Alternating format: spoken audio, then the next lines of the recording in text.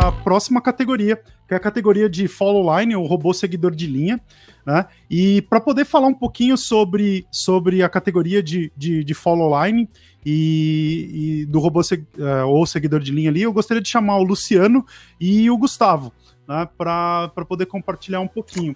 Né? A gente aqui, né, tem uma coisa bacana, né, porque o Luciano é da nossa equipe Pro, né, do seguidor de linha, já tem bastante tempo ali trabalhando, né, e o Gu, né, ele participou da equipe de seguidor de linha, só que na categoria Júnior, né, e aí mostra que tem uma diferença e tudo mais, mas só para a gente entender um pouquinho, né, o que é a categoria aí do robô seguidor de linha, eu tenho aqui, basicamente, é um robô, tem um traçado ali, um trajeto definido por uma linha, no caso uma linha branca dentro de uma superfície preta, e o robô ele tem que fazer isso aí de maneira autônoma, totalmente programado, sozinho, né, fazer esse circuito no menor tempo possível.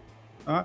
E aí, eu gostaria de chamar o Luciano, né, para falar quais são as principais dificuldades que normalmente a gente tem que se preocupar para criar um robô seguidor de linha.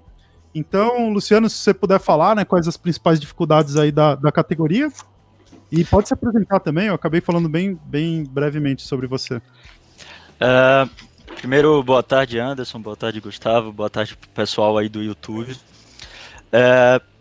Falando um pouquinho do seguidor de linha, eu entrei na Kimaonisso há um tempinho atrás, já participei do trekking, agora estou no seguidor de linha.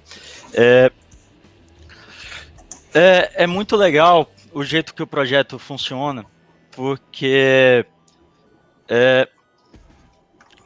a gente consegue integrar várias áreas.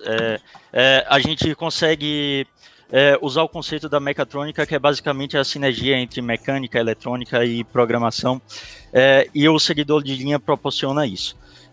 A gente aprende alguns conceitos como PID, que são coisas que a gente, conceitos de controle que a gente estuda na teoria, mas quando a gente vê na prática torna muito mais interessante ver esse conceito, porque a gente vê na sala de aula, vê uma coisa, vê na prática, a gente consegue ter uma visão melhor de como a coisa funciona.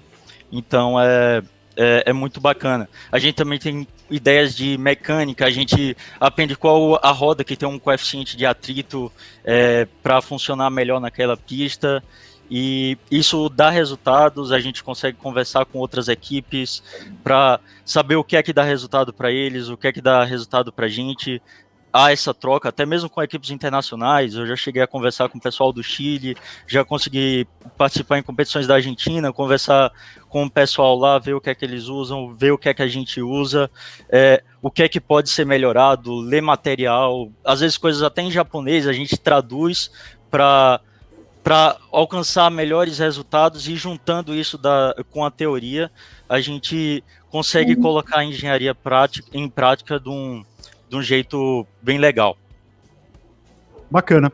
E aí, assim, né, falando também do seguidor de linha, aí eu falo pro Gustavo, né, o Gu, ele entrou na nossa categoria Júnior para competir no Sumo, né, a gente vai falar do Sumo daqui a pouquinho, né, e o que é legal, acho que é isso, né, Gu, você começou a participar da equipe na categoria Júnior, hoje você é aluno da Mauá do primeiro ano, e conseguiu continuar, né? E aí, um pouco você aproveitou todos os conceitos que você utilizava em outra categoria para criar um seguidor de linha, né, totalmente feito com Lego, com conceito super inovador ali, e que, né, acabou tendo um desempenho, né, muito bom na categoria, né? E eu queria que você falasse um pouquinho sobre como foi entrar, né, que você acabou entrando na Kimaonisso muito antes de ser aluno da Mauá, né?